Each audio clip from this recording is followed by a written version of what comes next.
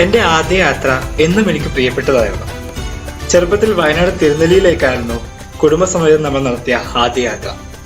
മഞ്ഞു പെയ്യുന്ന ചുരം കയറി കാടിന്റെ വന്യ മനോഹാരിത ആസ്വദിച്ചുകൊണ്ടുള്ള ആ യാത്ര മനസ്സിൽ എന്നും മായാതെ നിലകൊള്ളുന്ന ഒന്നാണ്.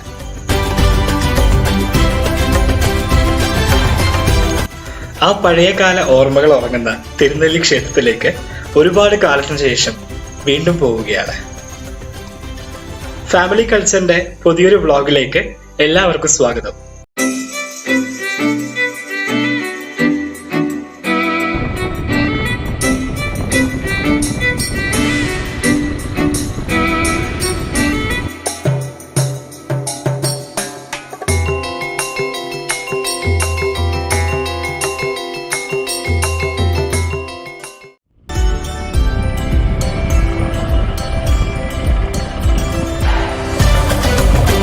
തിരുനെല്ലി ഓർമ്മകൾക്ക് ഒരല്പം കൂടെ മധുരം തരുന്ന ഒരു ചേട്ടനുണ്ട്.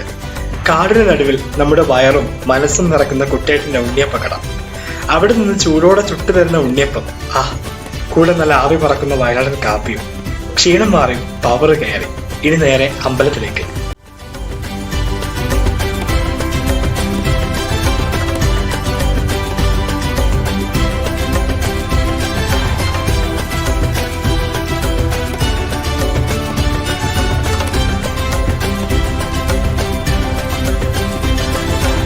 മാനന്തവാടിയിൽ നിന്ന് കാട്ടിക്കുളം വഴിയാണ് തിരുനെല്ലിയിൽ എത്തേണ്ടത്. നമ്മുടെ ഉണ്ണിയപ്പക്കട കഴിഞ്ഞാൽ പിന്നീട് അങ്ങോട്ട് വനപ്രദേശമാണ്. ചെറിയ ഗ്രാമങ്ങളും ഫോറസ്റ്റുകാരുടെ എയ്ഡ് പോസ്റ്റും ഒഴിച്ചാൽ ജനവാസം വളരെ കുറഞ്ഞ ഒരു മേഖലയാണ്.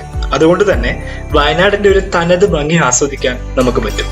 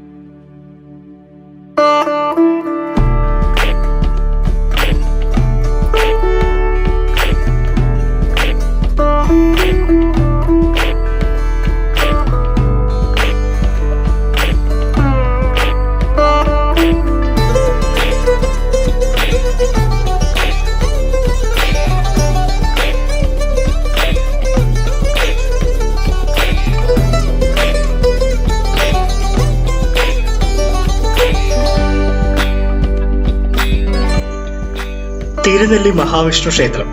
കല്ലുപാകിയ നടകൾ കയറി വേണം 30 കരിങ്കൽ തൂണുകളാൽ താങ്ങി നിർത്തപ്പെടുന്ന ക്ഷേത്രത്തിലേക്ക് എത്തിപ്പെടാൻ.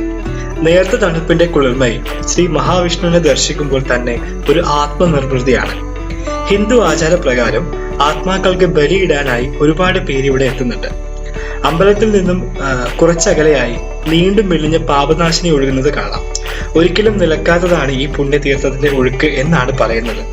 ഈ അരുവി തീർത്ഥത്തിൽ മുങ്ങിക്കുളിക്കുന്നതിലൂടെ പാപമുക്തി നേടാൻ കഴിയുമെന്നാണ് വിശ്വാസം. ശ്രീരാമ പാദസ്പർശമേറ്റ ഭൂമി എന്നും വിശേഷണമുണ്ട്.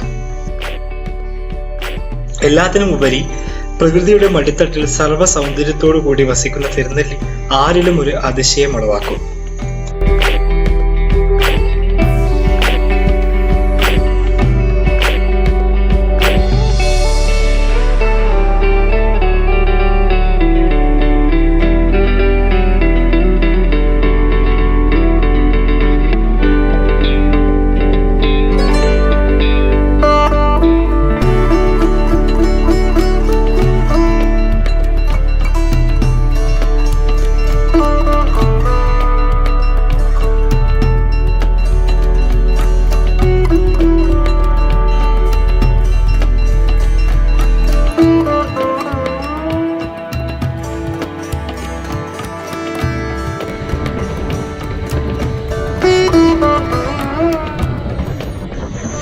രാത്രിയുടെ നിഴൽ വീഴുന്നതിന് മുന്നേ വീടെത്തണം. വഴിയിൽ കാത്തു നിൽക്കുന്ന ഇടയുള്ള ആനകളോടും കാട്ടുപോത്തുകളോടും വിട പറയാൻ നിൽക്കാതെ ഞാൻ കുറച്ച് നേരത്തെ തന്നെ ആ ഇളം തണുപ്പ് ആസ്വദിച്ചുകൊണ്ട് വണ്ടിയെടുത്തു. മടങ്ങി വരും ഇനിയും എന്ന് മനസ്സിൽ പറഞ്ഞുകൊണ്ട് തിരുനെല്ലിയോട് താൽക്കാലികമായി വിട ചൊല്ലി.